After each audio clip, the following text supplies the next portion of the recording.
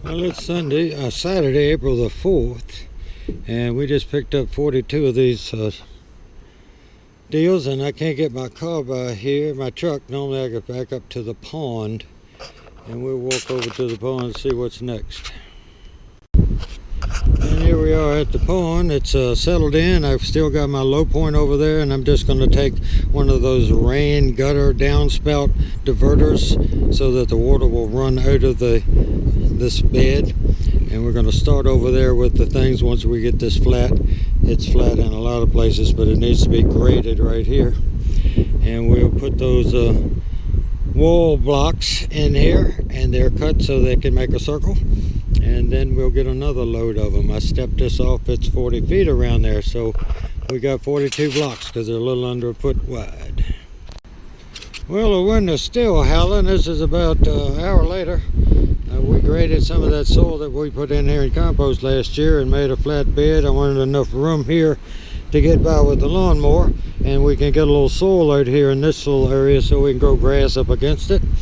And if you want to get it level as you go, that's a 2x4, and that's at least 8 feet. It's probably a 10-foot piece, and you can put it on the blocks on either side or along this row as you go, and it would be up, and that's laying pretty flat on both blocks, and that's a square 2x4, so you know it's square. And then you can put a rule level on it. And we haven't done anything to this. We just put this up here and put the level on it. You see how good this GoPro gets to seeing a level. So that means that if I put these last blocks in here and it's higher over there, then it's higher up there and slopes down to this place, and it's a little higher there and slopes down to this. So if I just maintain that grade, it will be to the eye level, and that's all you need. Well, you can tell it's getting later in the day. It's Saturday the 4th of April, and it's 5 minutes to 5. And we just went over town and got some more blocks, so we're going to put the second layer on it.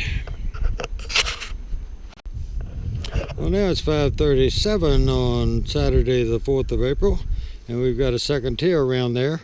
And of course the second tier is a little shorter than the first tier, especially using pavers to build a circle.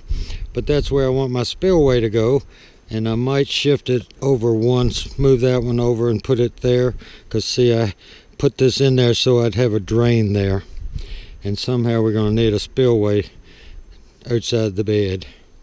Now all we got to do is fill it up with soil. It's been raked out fairly easy, and we'll have probably 10-12 inches of soil in here, sloped up to the pond. Almost time to go up the country.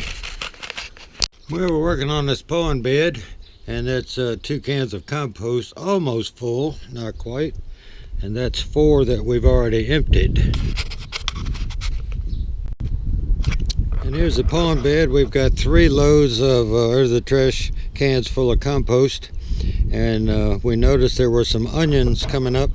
This had some wild onions growing in it, and no matter how well you get up wild onions, they always have a lot of tiny little seeds. And the best way to get them up is to dig them up now, because they would just get bigger and bigger and be a waste. And the best way she can do that is to just break it apart and get the seed out of it. She can show you one of them here once she gets it out of there. If you get to the root part, it's done. And see, she's already gotten those out. Once we get those out, we'll throw this load in here.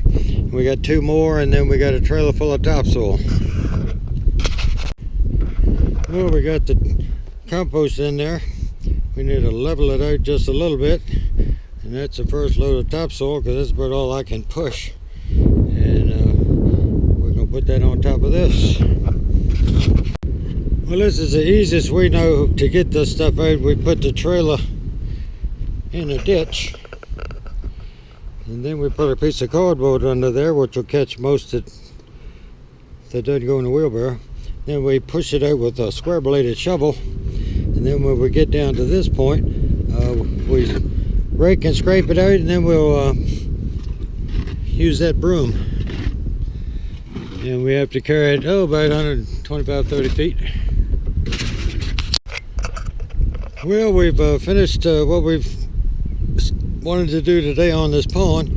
And next we're going to put some, you could put 10-10-10 in it, but we're going to put Osmocote because it's a slow release fertilizer, even though it'll take right much of it.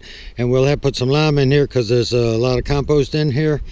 And we may or may not put some more soil on it. This will settle. But by the time we plant these, and all the hostas that were in here at home in 1 gallon or larger pots growing in my greenhouse, and we'll have to move soil to plant those, and then we'll probably put wood chips on top of it. Now it's time to cut the fig tree down on the side of the cottage. Well, we're back at the garden pond at the river. It's Monday the 13th of April, and we brought a lot of these from home. Some we dug up out of the yard, and some of these were in this bed last year.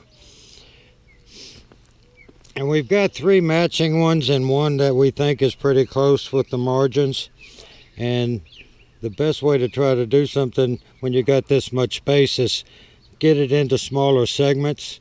So we put one way over there, one there, one there. They're identical. And this one is still has got a margin leaf, so it will fit in. So now you just have to fill in between the two. And between that one. So instead of trying to think of this as a whole big bed, by putting in 4 anchor plants, then you know you only have to fill in between them. And then we have 3 small growing hostas, and we put those in the little curved places on the pond. And these are the ones that grow from seed and come back true. And that right there, folks, a little story, that's Sum and Substance. We bought that at least 25 years ago, and it cost $35. And it was in a... And we have 8 of these. They come up from seed naturally as the parent. And my bride's putting them around where she wants them between these. See, we can space 2 there. It's 8 of them, and it's 4 quadrants. And even though we have Sum and Substance here, we can put one on either side. And when you cut these things, dig them up out of the ground. See all that right there on the ground? That's a bunch of wiregrass, which is horrible. And when you get one, this one is just starting to come up. That root doesn't belong to a hosta. I'm going to try to work it out of there. But you want to take some of the soil off the bottom so that when you put that in this soil with all the nourishment and nutrients, it'll be real easy for it to grow into that soil. And see, that had a bunch of hardened soil under it, so we just knocked it off. And see, that one had a bunch of wiregrass in it, so we've got it back so that all those roots will touch new soil. Same thing with this one, where this had soil out, you know, almost, it was just, you can see the dark parts, they were all under the soil. Only these lighter tips were exposed to the air for the last few hours. So you want the roots to be able to come in contact, and this got a lot of roots on it, so this will take off in this new soil. I just kicked this one out of the pot, and see it's pot bound, and any plant you see where this stuff is running around in a circle, you've got to change that, because if you put that in the ground, it's going to continue to try to grow in a circle, because this is one root that might go all the way to here. And if you take a sharp knife, I usually use a razor blade box cutting knife, but see, if you cut that there and roll it around, trying to get up close to this, and cut that, and cut it right there.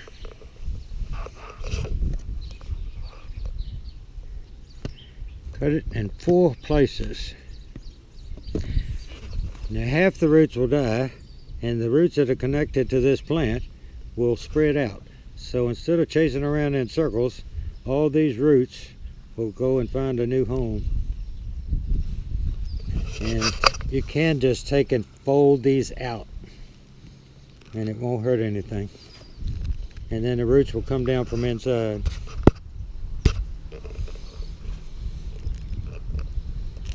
But now you'll have all this roots going out. One end of that is alive, and some of them on both ends are alive. So it will just take up nourishment quicker and grow faster. Other than if you left it like it was, it would just be stunted. Well, the pond is basically finished as far as the hostas go. We might put some more small ones in. My Manistilla didn't want to work today for the first time since the early 80s. There's no spark, and we had to work on that, so we had to do it the old-fashioned way with a spade and a shovel with a nice handle on it. But anyway, we try to balance out what's going to be coming up. The small ones are on the sun side in the evening, and the bigger ones won't shade them too bad. We're going to drain the pond, put in the spillway, and we'll be done with it. I'll probably put this together with the other days that we've worked on it, and it would look a lot prettier if I'd washed off the soil that's on the stones. So I might do that.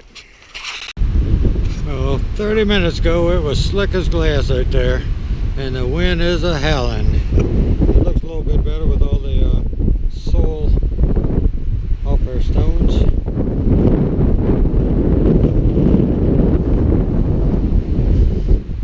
We've left all these open spaces to put annuals in, like begonias, things that like shade. They get a little early morning sun, but that's all. All we got to do right now is water this thing in and clean out the pond and put fresh water in it.